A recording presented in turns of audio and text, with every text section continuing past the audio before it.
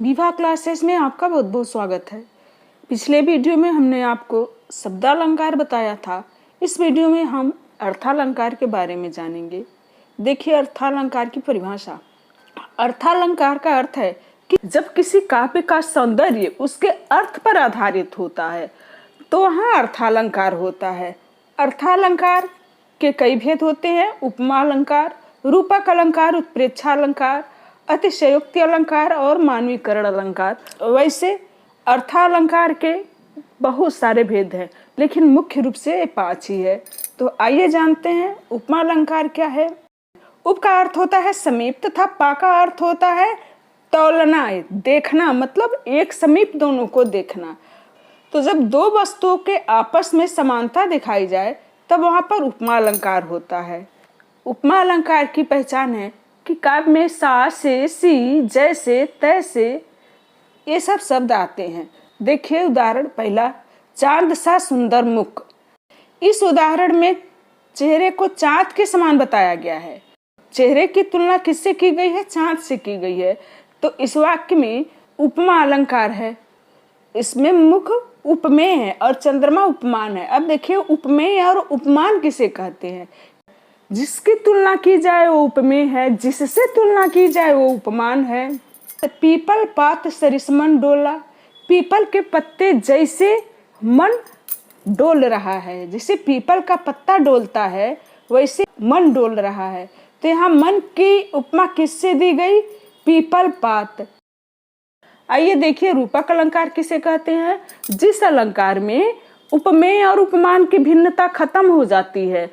जो उपमेय है मतलब जिसकी उपमा दी जा रही है और जिससे दी जा रही है वो उपमा नहीं दी जाएगी, बल्कि उसी का रूप दे दिया जाएगा, उसी का रूप ही में बोल दिया जाएगा। तो हो गया रूपक अलंकार। मैया में तो चंद्र खिलौना ले हो। देखिए इसमें चंद्रमा को ही खिलौना मान लिया गया है। रूपक अलंकार हो गया यहाँ रूपक अलंकार, चंद्र रूपी खिलौना। चरण कमल बंदो हरिराई। इसमें देखिए चरण रूपी कमल, तो यहाँ पर भी हो गया रूपक अलंकार। अब देखिए उत्प्रेक्षा अलंकार। सीधा सा पहचान, मन मानो जन जानो, जो तुम मनो जनो, ये सब शब्द आएंगे, वहां पर उत्प्रेक्षा अलंकार होगा। जैसे नेत्र मानो कमल है। ये जो उदाहरण दिए गए हैं इसमें नेत्र उपमेय की कमल उपमान होने की कल्पना की जा रही है। नेत्र मानो कमल हो, मानो शब्द का प्रयोग किया गया है, कल्पना कर लिए कि नेत्र ऐसा मानो कमल है। और जैसे मुख मानो चंद्रमा है, मन मानो जन जानो, मनो जनो मनो, ये सब शब्द आ गया है। तो यहाँ पर उत्प्रेक्षा होगा। मुख मानो चंद्रमा है, मुख मानो जैसे चंद्रमा है, मतलब यहाँ पर संभावना है कि ऐसा प्रतीत होता है, चंद्रमा के समान प्रतीत होता है। उत्प्रेक्षा अलंकार है। अब देखिए अतिशयोक्ति अलंकार। अतिशयोक्ति अलंकार उसे कहते हैं जब किसी वस्तु को बहुत बढ़ा चढ़ा के बताया जाता है तो वहां पर अतिशयोक्ति अलंकार होता है कि अतिशयोक्ति, इतना अति करके उसको बोला जाएगा, तो इसे ही अतिशयोक्ति अलंकार कहते हैं। किसी भी का वर्णन बढ़ चढ़ के बताया जाए वहां अतिशयोक्ति अलंकार होता है। जैसे धनुष उठाया जो ही उसने और चढ़ाया उस पर बाण, धरा सिंधुनभ कांपे सहसा विकल हुए जीवों के प्राण। इसमें अतिशयोक्ति है क्योंकि जो उदाहरण दिया गया है उसमें अर्जुन ने जैसे ही धनुष उठाया और उस पर वार चढ़ाया तो धरती, आसमान तथा नदियां कांपने लगी और ऐसा लगता था कि जैसे कि जीवों के प्राण निकलने वाले हैं। देखिए इसमें अतिशयोक्ति है। ये बात बिल्कुल ही असंभव है क्योंकि सिर्फ धनुष चढ़ाने से इतना कुछ नहीं हो जाएगा कि धरती आसमान कांपने लगेंगे, जीवों के प्राण निकलने लगेंगे। ये बात बढ़ा चढ़ा के कहा गया है, तो यह अतिशयोक्ति अलंकार है। अगला देखिए, आगे नदियां पड़ी अपार, घोड़ा कैसे उतरे पार, राणा ने सोचा इस पार, तब तक चेतक था उस पार। देखिए इस उदाहरण में चेतक की शक्ति और उसकी फुर्ती को बहुत ही बढ़ा चढ़ाकर वर्णन किया गया है। यहाँ पर अतिशयोक्ति हो गया है, अति कर दिया गया है। अब देखिए मानवीकरण अलंकार।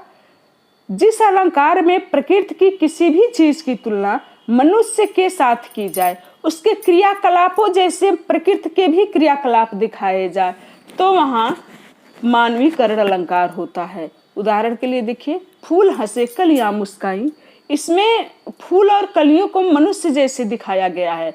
मनुष्य हंसता है, फूल नहीं हंसती हैं। मनुष्य मुस्कुराता है, कलियां नहीं मुस्कुराती हैं। लेकिन यहाँ पे मानवीकरण अलंकार है। दूसरा देखिए, बीती विभावरी जागरी, अंबर पनघट में डुबो रही, तारा घट उषा नागरी। इस उदाहरण में विभावरी मतलब होता है रात। इस उदाहरण में रात बीत गई है, अब तुम जग जाओ।